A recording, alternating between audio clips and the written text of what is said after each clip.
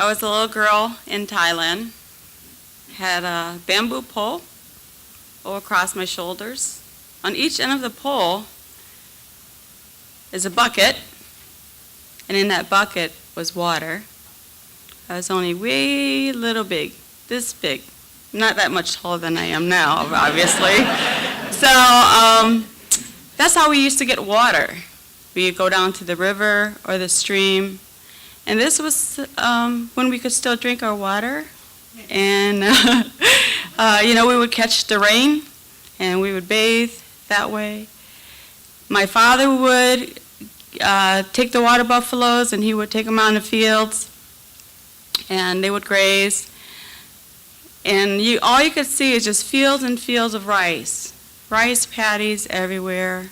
Water buffalo would be out there working with our fathers. My brothers and our cousins would run the rice paddy up here in mud and chase down frogs or, whatever's moving. So those were like the good old days, I guess. My grandmother would take us out to the forest, and we would forage for things like mushrooms or any small animals. We didn't go to the grocery stores. That's how I live in northern Thailand. And then in 1975, I came to America. I landed in O'Hare Airport. Just imagine being a 9-year-old who lived in a village and took 6 buses to get to the city, and probably maybe 5 cabs, I don't know. The city was amazing. If you just thought of Oz, I guess that would be for me, is Oz, like, wow. I remember how scared I was going in an elevator and then come out, the room change. What happened? What happened, right? So we lived in northern Indiana, and of course I got through the winter. When I first saw snow, we had this story in Thailand about the skies falling. Of course, I'm petrified. Sky is falling. But then came June. Out in front of my grandmother Gilbert's house, there was this patch. What is that little red thing? What is that little bush? I walked over, it was still early in the morning, so there was still some dew on it. I picked this little red jewel. It was very interesting. It had little seeds on the outside. I never saw such a thing. Closed my eyes, I took a taste. I could taste it still. Sweet, sour, full of flavors. That was my first taste of strawberry.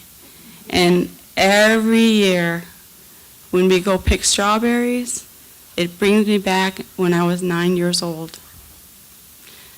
So I came from a town where we were gatherers. My mom took me to gather once. She took me in, the double door opened up. She says, "This is where we gather food." I was like, oh, okay, wow. Again, I was in amazement. I said, "Mama, where's the vegetable?" She says, "Right there, aisle 5. I said, so my first taste of fruit things was Fruit Loops. And my mom is such an amazing cook, taught me how to cook from love, from instinct. And I could tell you, she could really, really do really amazing things with bologna. She had 6 children. She had to stretch it out a little bit, right?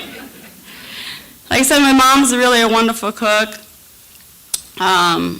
She knows how to maneuver and navigate, and she knows how to manipulate ingredients like you would not believe. Because, when you come to a new country, you can't pack things like the spices you're used to.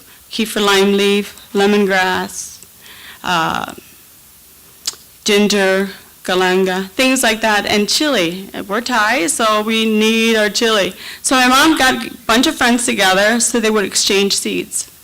So they would cultivate and exchange seeds, and then she just did what she can with the ingredients she's used to. But she could look at a dish and she said, oh, I can make that meatloaf. Or she could look at a dish and just turn an amazing food. So that's how I learned how to cook. I met my husband almost 20 years ago, and he was invited to have an Easter dinner. At the time, he was barely a boyfriend, so we invited him for Easter. And I said, Mom, this is my almost boyfriend, who I think I'll marry someday. So she sat him down to eat, and we eat like a huge family. My mom, like I said, she roasted pot roast, she made turkey, she made ribs, she made chicken, and there is, stuffing made with white bread, and she made dressing made with cornbread and cranberries and potatoes in so many ways. And we would eat, and we would get done, we would clean up. And I looked over, there's my almost boyfriend, one day husband, still sitting down eating. By the way, he's here and he's skinny as a pole and he eats a lot. And I'm like, dude, what are you doing? Why are you still sitting here? He says, doing what any good new son-in-law would do is you never say no to a mom. She keeps saying, you want some more? You want some more? So if you ever get invited to my mom, she'll make sure that by the time you leave, she'll know what your favorites are, because she'll make it every time you come. So she has this love for my husband, and my dad loves him too, because he knows he'll eat good. Every time we're planning on coming over, he looks in the refrigerator and he says, Lance is coming over. True story. Like I said, my mom's the one that cook, and that's how I show my love, is to express love through food. And one day my mom came over after I got married. I used to live in Boston, so I knew how to work a lobster. So I made a lobster for her. It's double stuffed.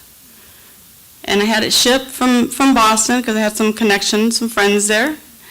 And after she had my lobster, she says, I think you got it. So now I'll have a restaurant next month. Thank you.